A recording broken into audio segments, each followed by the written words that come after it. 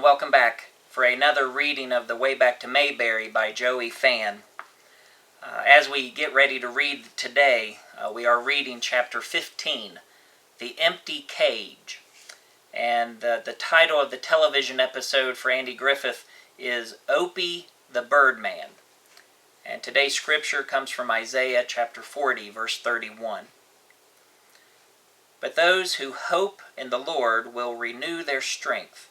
They will soar on wings like eagles. They will run and not grow weary. They will walk and not be faint. Opie the Birdman is my favorite episode of the entire Andy Griffith Show series. If you were to ask me why it is my favorite, I don't know that I could tell you. There are funnier episodes, more touching episodes, and maybe even episodes that have a more powerful message. But this one is special. If you've seen it, you will probably agree. The episode begins with Opie putting together a slingshot. Andy, Barney, and Opie are in the courthouse, and Barney is attempting to show Opie how to use the ancient weapon. Barney explains that such devices were used way back in biblical times, referring to David and Goliath. But Barney becomes confused when Opie asks where David got the rubber for the sling.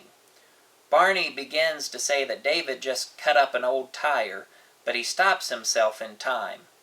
Andy, on the other hand, tells Opie to have fun with the slingshot, but to be careful with it. Opie promises his pa that he will be careful and goes on his way shooting at tin cans and other stuff. When he gets to his house, Opie hears a noise in one of the trees in the front yard. Without hesitation, he shoots toward the noise. Opie watches in amazement as a little bird plunges to the ground. At first, he doesn't want to believe what has happened. He begs for the bird to fly, pleads for it to fly, but all to no avail. Finally, he runs into the house sobbing. Later that evening, Andy confronts Opie about the bird. Opie admits that he killed the bird, but he didn't mean to. He tells Andy that he is sorry. Andy responds by saying that being sorry isn't the magic word that makes everything right again. Actions bring consequences, and the bird Opie killed was a mother.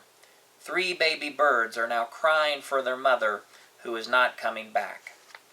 At this point, Opie has a decision to make. He can wallow in his guilt, or he can do something to make the situation better. Although he can't bring the mother bird back, he can do something for her babies. Opie takes it upon himself to care for the little birds, and puts much effort into raising them the best way he can. At the end of the show, Opie has to make the hard decision to let the birds go. He knows he has done everything he can to ensure that the birds will be all right, but he is still not sure he has done all the right things until the moment he releases each bird. When the 3 birds are gone, Opie looks at the cage and comments how empty it now looks. Andy agrees that the cage does seem empty, but he points out how full the trees now seem with their new singing residents. Because of Opie, a tragic story had a wonderful ending. One reason this episode is special to me is because it reminds me that life doesn't always happen as I expect it to. Opie didn't mean for the mother bird to die, but she did.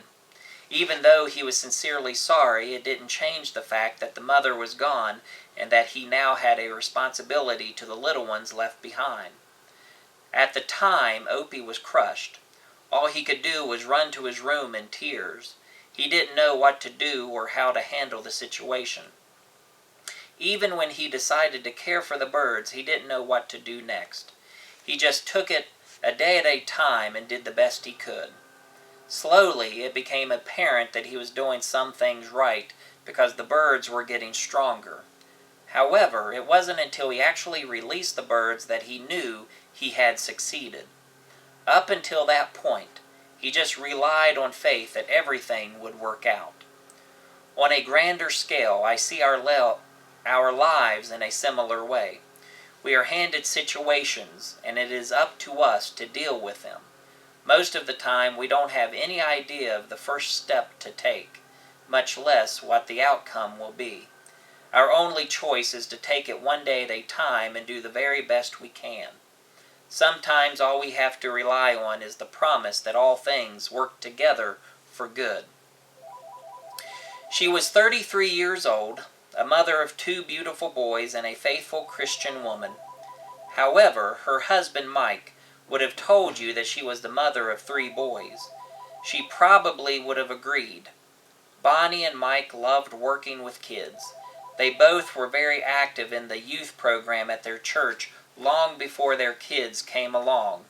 They even spent part of their honeymoon chaperoning a youth retreat.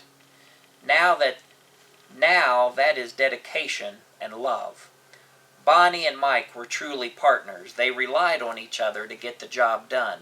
They each pulled their own weight and didn't complain. They loved the Lord, loved their kids, and loved each other. On August 22nd, 1999, Bonnie was taken from us.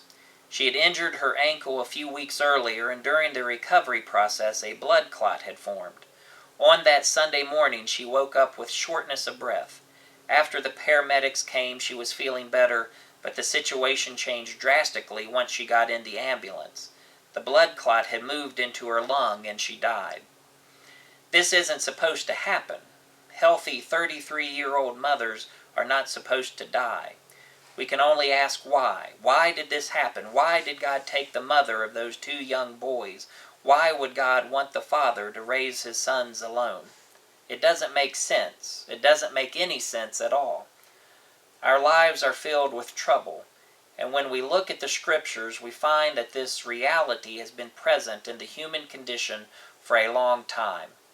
The story of Job gives us a stark picture of how a good life on this earth can go bad very quickly. Sometimes I think we have the idea that if we are Christians, nothing bad will happen to us. But upon closer examination, we are never given that promise.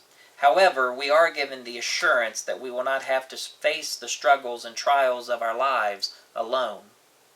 As I grow older, I begin to realize how we as humans have the ability to cope. Sometimes terrible things happen, and if we had the foreknowledge of these events, we would say that we could never handle them. However, they do happen, and we do handle them. We handle them by relying on God, on our friends and families, and on the fact that we are not permanent residents of this world. Sometimes tragic events remind us that this life is very short and that each day we are given should be treated as a great blessing. What good can you see from such a tragic event? We can see life for what it really is, a temporary journey on a planet whose days are numbered, an opportunity for us to serve one another, the realization that we are called to a higher standard and will answer for our lives one day, an opportunity to tell our loved ones how we feel about them, an adjustment of priorities, a realization of our destiny. It shouldn't have happened. 33-year-olds are not supposed to die. However, there was another 33-year-old who died so innocently. He was in the prime of his life, and he did nothing to deserve the fate he had to endure. But he wasn't concerned for himself. It wasn't his life that he was concerned about saving. It shouldn't have happened, but it did. And because he died, all of humanity has hope. Thank you for following along, and come back again for another reading of the Way Back to Mayberry next week.